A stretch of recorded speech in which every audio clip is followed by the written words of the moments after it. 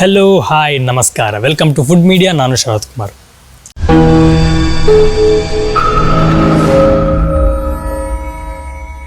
ಸ್ನೇಹಿತರೆ, ನಾವು ಪ್ರತಿನಿತ್ಯ ಹಲವಾರು ಬೀಜ ಕಾಳುಗಳನ್ನ ತಿಂತೀವಿ. ಆದರೂ ನಾವು ತಿನ್ನದಿರುವಂಥ ಬೀಜ ಕಾಳುಗಳು ತುಂಬಾ ಇದೆ. ಕೆಲವರಿಗೆ ಕೆಲವು ಬೀಜಗಳ ಪರಿಚಯ ಇರಲ್ಲ, ಅದರ ಬೆನಿಫಿಟ್ಗಳು ಗೊತ್ತಿರಲ್ಲ. ಅದೇ ಗ್ರೂಪಿಗೆ ಸೇರಿದಂಥ ಒಂದು ಬೀಜ ತಾತೈ, ಅಥವಾ ಇದಕ್ಕೆ ನಾವು ತುಳುವಲ್ಲಿ ತಾತಪ್ಪೆ ಅಂತ ಸಹ ಕರಿತೀವಿ. ಸ್ನೇಹಿತರೆ, ನಿಮಗೆ ಈ ಹೆಸರು ಕೇಳಿದಾಗಲೇ ಅನಿಸ್ಬೋದು ಏನು ಈ ತಾತೈ ಅಥವಾ ಏನು ಈ ತಾತಪ್ಪೆ ಅಂತ. ಸ್ನೇಹಿತರೆ, ನಾನು ನಿಮಗೆ ಇವತ್ತಿನ ವಿಡಿಯೋದಲ್ಲಿ ಸಂಪೂರ್ಣವಾಗಿ ಈ ತಾತೈ ಅಂದರೆ ಏನು, ಇದಕ್ಕೆ ಇಂಗ್ಲೀಷಲ್ಲಿ ಏನಂತಾರೆ, ಹಾಗೇನು ಇದರ ಬೆನಿಫಿಟ್ಗಳೇನು, ಇದನ್ನು ಯಾವ ರೀತಿ ನಾವು ಯೂಸ್ ಮಾಡಬೇಕು, ಪ್ರತಿಯೊಂದು ನಾನು ತಿಳಿಸ್ಕೊಡ್ತೀನಿ. ಅದಕ್ಕಿಂತ ಮುಂಚೆ ನೀವು ನಮ್ಮ ಚಾನಲ್ ದಯವಿಟ್ಟು ಸಬ್ಸ್ಕ್ರೈಬ್ ಮಾಡಿ, ಹಾಗೆ ಪಕ್ಕದ ಬೆಲ್ಲೈಕನ್ ಕ್ಲಿಕ್ ಮಾಡಿ ಆಲ್ ಆಪ್ಷನ್ ಸೆಲೆಕ್ಟ್ ಮಾಡ್ಕೊಳ್ಳಿ.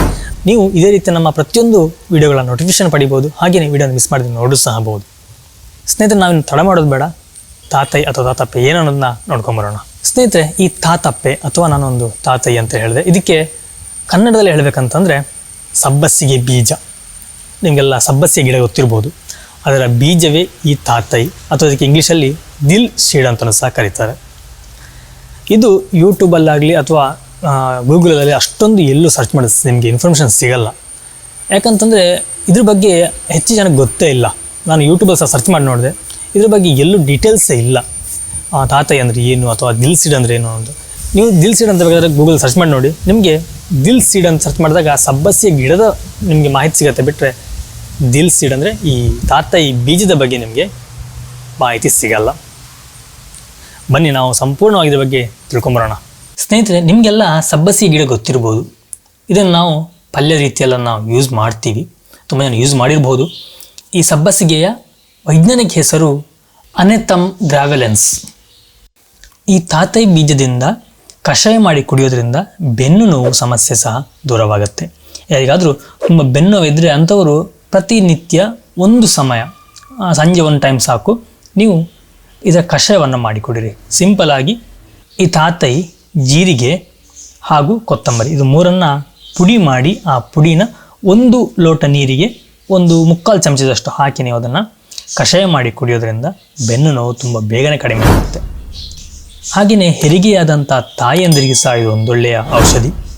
ಕೆಲವರಿಗೆ ಹೆರಿಗೆ ಆದ ನಂತರ ಎದೆ ಹಾಲಿನ ಕೊರತೆ ಬರುತ್ತೆ, ಮಗುವಿಗೆ ಸರಿಯಾಗಿ ಹಾಲು ಸಿಗಲ್ಲ.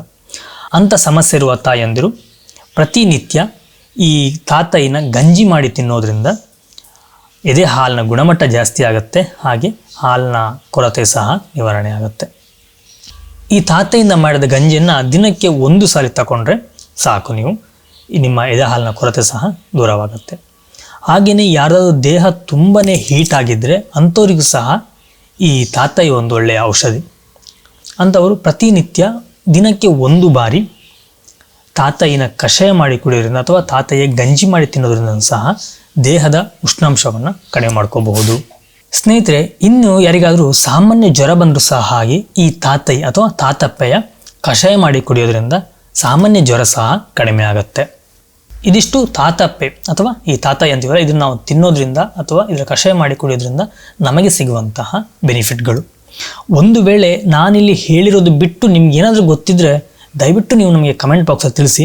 ಯಾಕಂದರೆ ನಾನು ಇದ್ರ ಬಗ್ಗೆ ತುಂಬ ಸರ್ಚ್ ಮಾಡಿದೆ, ತುಂಬ ರಿಸರ್ಚ್ ಮಾಡಿದ್ದೀನಿ, ನನಗೆ ಇದ್ರ ಬಗ್ಗೆ ಸಂಪೂರ್ಣವಾಗಿ ಮಾಹಿತಿ ಸಿಗಲಿಲ್ಲ. ಇದರಿಂದ ಇನ್ನೂ ತುಂಬಾ ಬೆನಿಫಿಟ್ಗಳಿದೆ. ಯಾಕಂತಂದರೆ ನಮ್ಮ ರಿಲೇಷನ್ ಒಬ್ಬರು ಈ ಆಯುರ್ವೇದಿಕ್ ಮೆಡಿಸಿನ್ ಎಲ್ಲ ಕೊಡ್ತಾಯಿದ್ರು. ನನಗೆ ಅವರು ಇದ್ರ ಬಗ್ಗೆ ಹೇಳಿದ ನೆನಪುಂಟು, ಆದರೆ ನನಗೆ ಸಂಪೂರ್ಣವಾದ ಮಾಹಿತಿ ಇಲ್ಲ. ಕೇಳುವಂತಂದರು ನಮ್ಮ ಬ್ಯಾಡ್ಲಾಗ್ ಅನಿಸುತ್ತೆ, ಅವರು ಸಹ ಜೀವಂತವಾಗಿಲ್ಲ. ಹಾಗಾಗಿ ನಮಗೆ ಇನ್ನೂ ಇನ್ಫಾರ್ಮೇಷನ್ ಬೇಕು. ದಯವಿಟ್ಟು ನಿಮ್ಗೆ ಗೊತ್ತಿದ್ದರೆ ಕಮೆಂಟಲ್ಲಿ ತಿಳಿಸಿ, ನಾನು ಹಾಗೂ ನಮ್ಮ ವೀಕ್ಷಕರೆಲ್ಲರೂ ತಿಳ್ಕೊಂಡೋಗುತ್ತೆ. ಸ್ನೇಹಿತರೆ, ನೋಡಿದ್ರಲ್ಲ, ಇದು ತಾತೈ ಅಥವಾ ತಾತಪ್ಪೆ ಬೀಜದ ಮಾಹಿತಿ ಆಗಿತ್ತು. ಈ ಮಾಹಿತಿ ನಿಮಗೆ ಇಷ್ಟ ಒಂದು ಲೈಕ್ ಕೊಡಿ, ಹಾಗೆ ಚಾನಲ್ಗೆ ಸಬ್ಸ್ಕ್ರೈಬ್ ಮಾಡೋದನ್ನ ಮರಿಬೇಡಿ. ಎಲ್ಲರೂ ಆರೋಗ್ಯನ ಚೆನ್ನಾಗಿ ನೋಡ್ಕೊಳ್ಳಿ, ಆದಷ್ಟು ಆಯುರ್ವೇದ ಅಥವಾ ಆಯುರ್ವೇದಿಕ್ ಗಿಡಗಳನ್ನು ಯೂಸ್ ಮಾಡಿ. ಸ್ನೇಹಿತರೆ, ನಾನು ನಿಮಗೆ ಮುಂದಿನ ವಿಡಿಯೋದಲ್ಲಿ ಸಿಗ್ತೀನಿ ಒಂದೊಳ್ಳೆ ರೆಸಿಪಿ ಅಥವಾ ಒಂದೊಳ್ಳೆಯ ಗಿಡಮೂಲಿಕೆ ಅಥವಾ ಒಂದೊಳ್ಳೆ ಮಾಹಿತಿ ಜೊತೆ. ಥ್ಯಾಂಕ್ ಯು, ಬಾಯ್, ನಮಸ್ಕಾರ.